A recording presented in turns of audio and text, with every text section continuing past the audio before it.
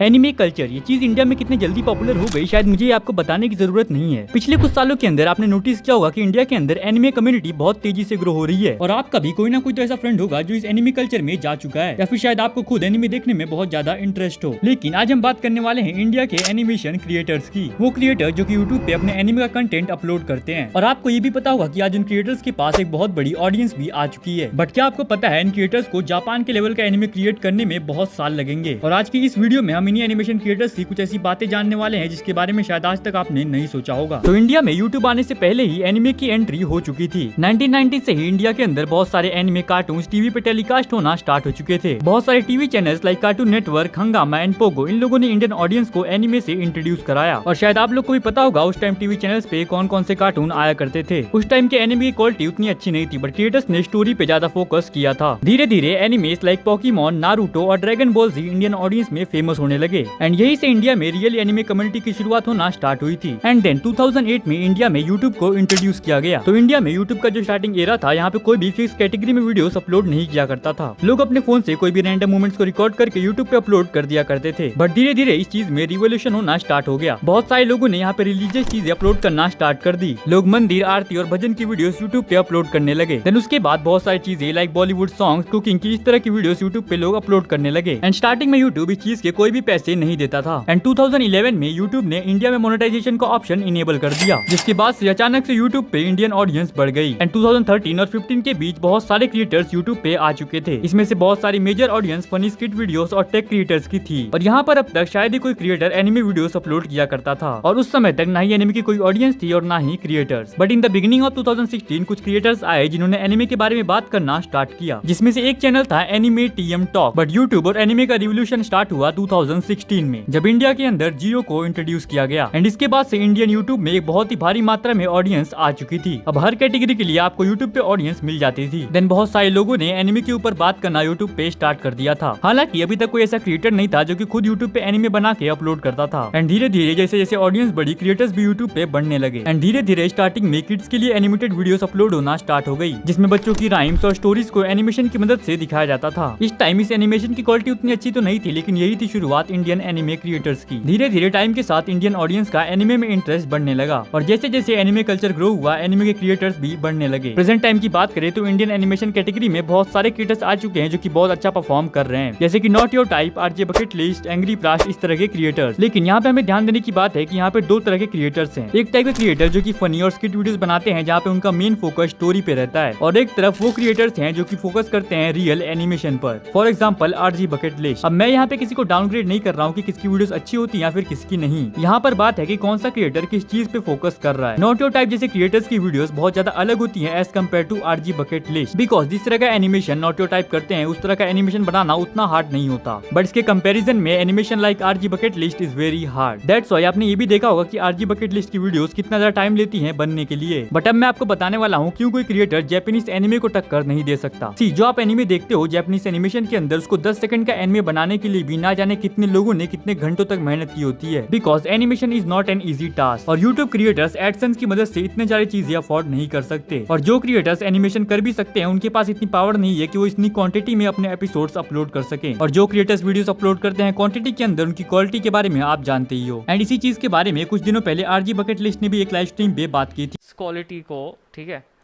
और इस क्वालिटी से तुम कंपेयर कर रहे हो ना, और तुम बोल रहे हो कि ये थोड़ा डिफरेंस है, तो तुम्हें ना एनाटॉमी की नॉलेज है, आर्ट इन जनरल, आर्ट छोड़ो, तुम्हें क्वालिटी की ही नॉलेज नहीं है तुम्हें, ठीक है, कि तुम्हारे आंखों के सामने रख दिया गया है, ठीक है, दो चीज़ें, एंड तुम उसमें डिफरेंशिएट नहीं कर पा रहे हो कि कौन सा क्वालिटी बेटर है और उस पर कितने लेयर्स ऑफ काम लगे है, ठीक है। सो हाँ फ्रेंड्स, आप क्या सोचते हो इंडियन एनिमेशन की फ्यूचर के बारे में? मुझे कमेंट करके जरूर से बताना। वीडियो पसंद आए होगी तो लाइक कर देना, चैनल पे नए हो सब्सक्राइब कर देना ऐसी अमेजिंग वीडियोस देखने के लिए।